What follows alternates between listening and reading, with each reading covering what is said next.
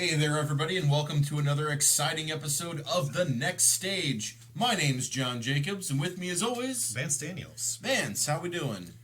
Pretty good. Just pretty good. Yeah, just pretty good. We just watched a trailer, didn't we? We watched it. What trailer did we watch? Let everybody know. We watched the T3, or I'm sorry, it's not T3. It's not T3. Right. It's Terminator Dark Fate. Dark Fate. Dark Skies, Dark Shadows. Let's get into this process now of a sequel to T2. So we've skipped over now the previous 3 films, which are technically canon. But now this is a sequel to T2. Correct. Which I guess would make it T2.5. Or have we just eliminated T3 from existence and Nick Stahl and his career that stalled out? Well, you like how I did that? Yeah, I did. He's battled with drugs and stuff. Sure. So remember, he keeps up going missing for a while, and then he'll pop up, and then he'll do something. Everyone's like, "Oh, he's coming back," and then he'll disappear again for a long time, and everybody thinks he's dead, and he came out of it, and he comes back and doesn't. Anyways, so. What are your initial thoughts on this trailer? Because, I agree. You're basically saying you're going to make a movie because you're OG guy, and you're going to say, I'm going to ignore everything else that everyone else did to my franchise, which I believe Cameron is allowed to say it's his franchise. You can say that. I don't believe it. It's in the same regard that Alien is technically Ridley Scott's franchise. No, I'm saying it from the standpoint that he can disregard other works within the franchise as being non-existent anymore.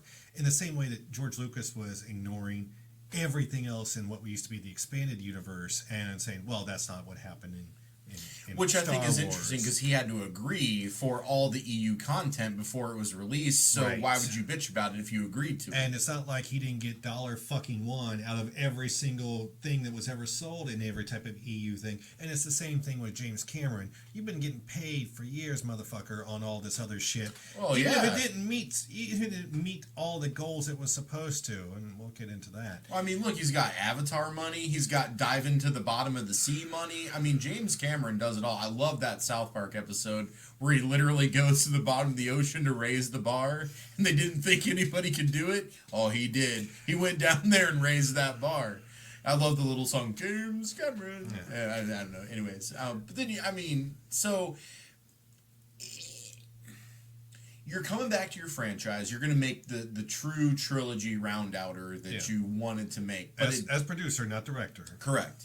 But you're then virtually ignoring everything else, which I'm forgainst. Yeah. And the reason I say forgainst is because I see equally both the positives and the negatives to it. So I get it.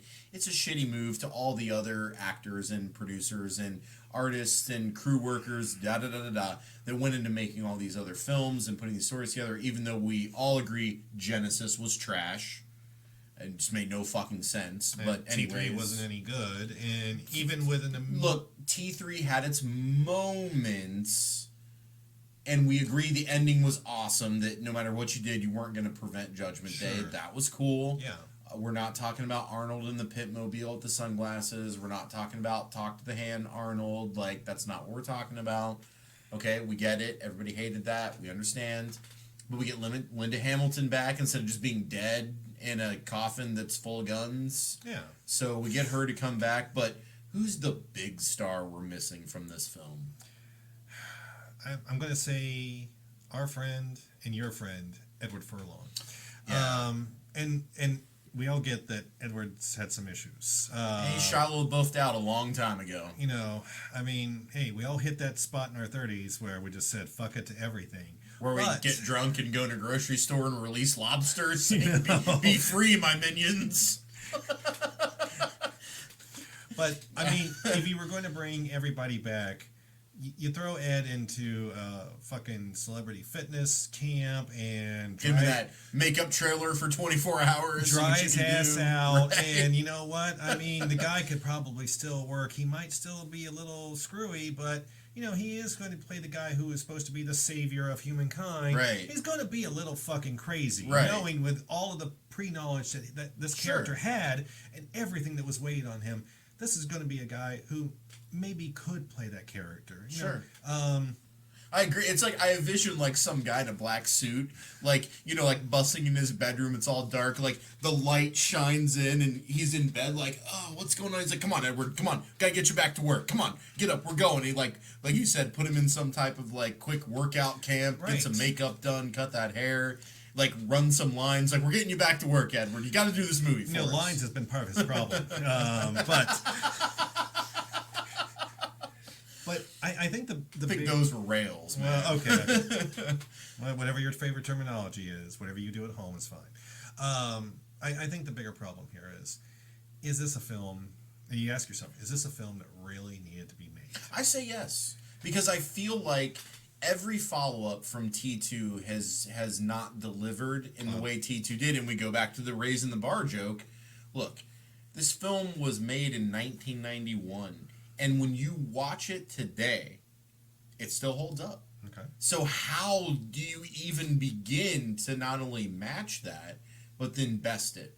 So when you have 3 sequels that have not matched the first sequel, don't you say, maybe we just go ahead and just let this sit for a while?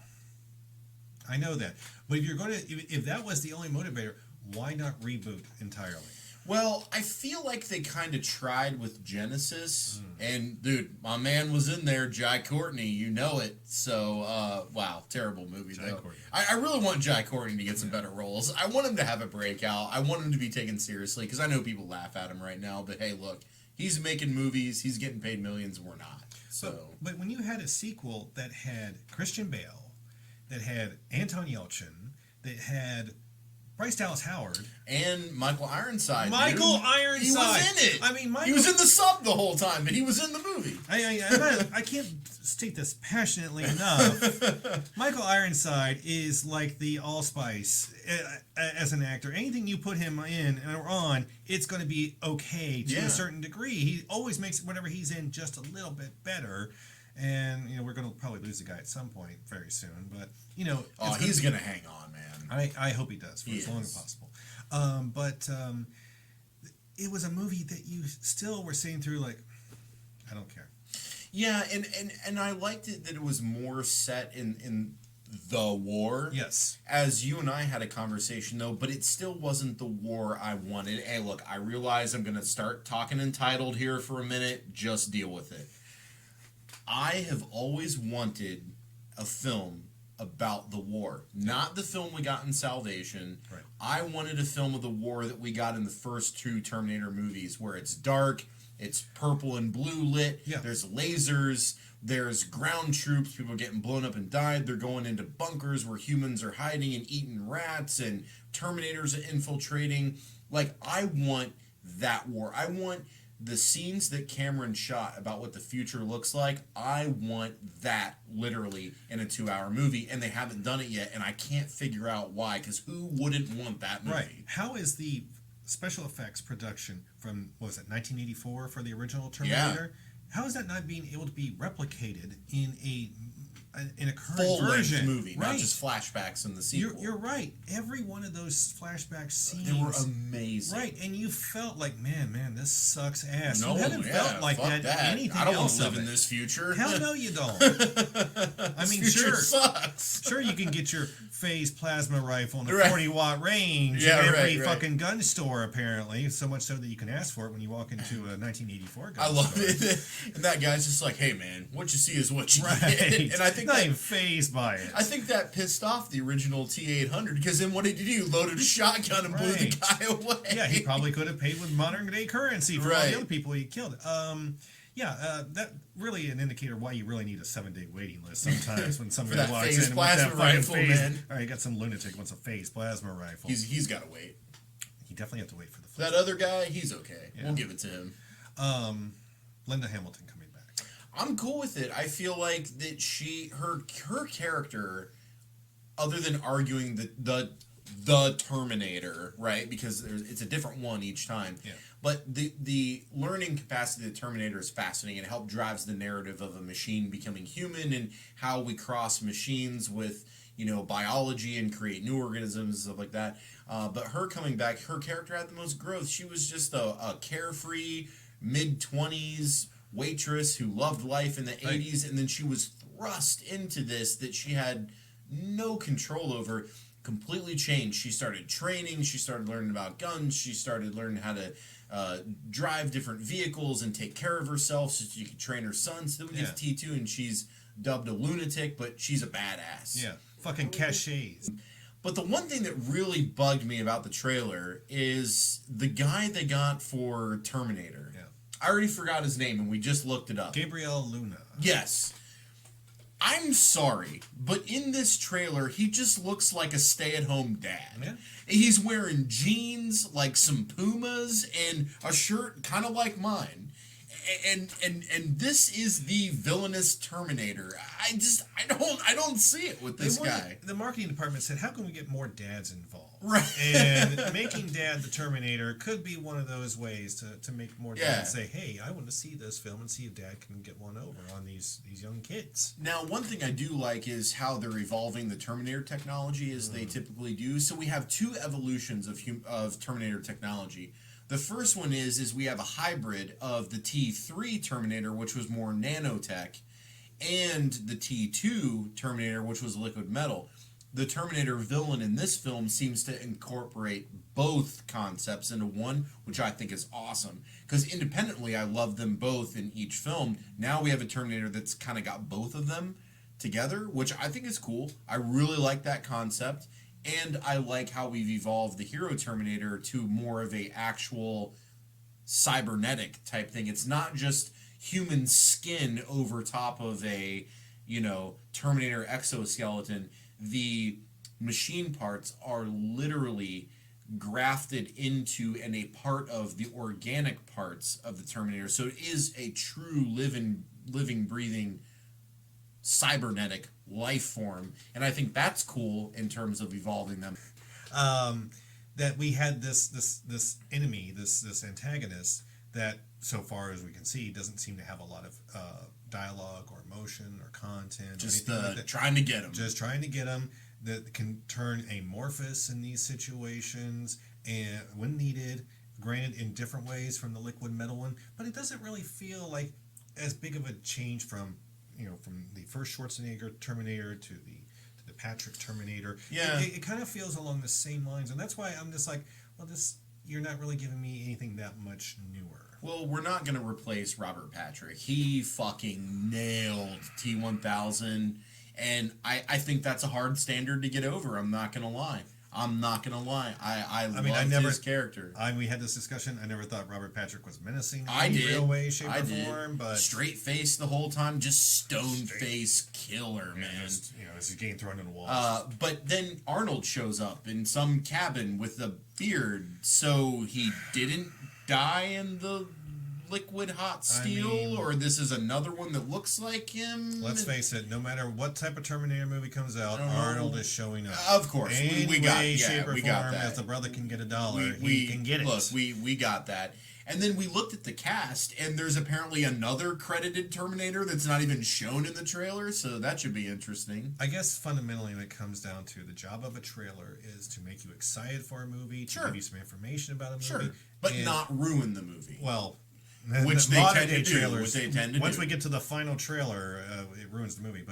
But when I watch this, I don't have any real impetus or need to see this movie. I do. I want to see it in the theater. Is that because the trailer was so good, or because you're already locked into the previous 5 franchise films? Yeah, it's that. I'm invested in Terminator. It's why I still keep watching Supergirl. Look, I get it. I understand what Supergirl is, guys. Don't need the comments. But I'm invested in it, so I'm gonna keep watching. No, there's a lot of hard left type stuff that they've woven into that a lot of people complain about. Oh. Again, I get it, but I'm in for the long haul, so it's one of the CW shows I watch. But anyways, just using that as a comparative example, that I'm locked in. Right, Fast and Furious, I'm locked in. Star Wars, I'm locked in. Star Trek, I'm locked in. Terminator, I'm locked in. So it doesn't matter. I've seen all of the other ones. I'm still going to go see this one. Yeah, and I saw Terminator at 11 years old, and I was just I loved it. Yeah. And everything, even T2 has been a disappointment to me comparatively. Whoa! You're saying T2 was a disappointment to you compared to T1? Absolutely.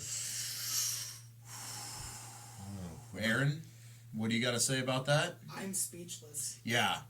Look, I get it. T1 was more about the grit Yeah. and making more out of what you don't have. And I appreciate that more than I can express into words. But demonstrably, T2 is the better film just from the shot quality, the production quality, the effect quality, the storytelling quality, the cinematography quality, No the doubt. lighting quality. Everything else was stepped up. And to me, the narrative of the story, because it naturally evolves from the first one, to me is better than the first one. But I'm not saying the first one is not good. I love it, and I'll watch it anytime it's on TV. I've got it in 4K. Like, there's no problem with that film. But if you put a gun to my head and you say, what is the better film, T1 or T2, I'm going with T2. Okay, and that's entirely your point of view, and that's fine. Sure. It's acceptable. I can get it, but I'm not so locked into the franchise where I'm just like, man, I've definitely got to see this new Terminator movie. So you want to go opening night? No, fuck no. Really? We went to see Ghostbusters 2016 opening Which night. had its entirely Yeah. own backstory. But if you know can't. this. But you can't come and see the new Terminator. Are you No. serious? I don't want to go see it. Wow. Unless I get a better trailer. I mean, and granted, we're going to get 17 Okay. more trailers before it ever Okay, comes out. I'll pay for your ticket, Okay, that's nice. and we'll get a couple drinks. Going to waste my time like that? Huh? I'll pay for your Huh? ticket, and I'll buy you a drink. More to come on this. What, you can, what? The answer's still no. I'll take Aaron then. We'll have a better time. I think Aaron would love to go I'll see take it. Aaron, Yay! and we'll have a really good time, and then we'll call you and tell you how awesome it was. Or how terrible it was. I think we should end on that. What do you think about the Terminator trailer? Did you like it? Obviously, I'm skeptical. Yeah. Did you hate it? Did you like it? Let us know in the comments. As always, make sure to press that subscribe button, hit the bell, turn your notifications on. That way you can keep up with all of our other awesome videos that we put out. We'll say that. Yes. All right. Well, my name's John. I'm Vance. We'll see you in the next one.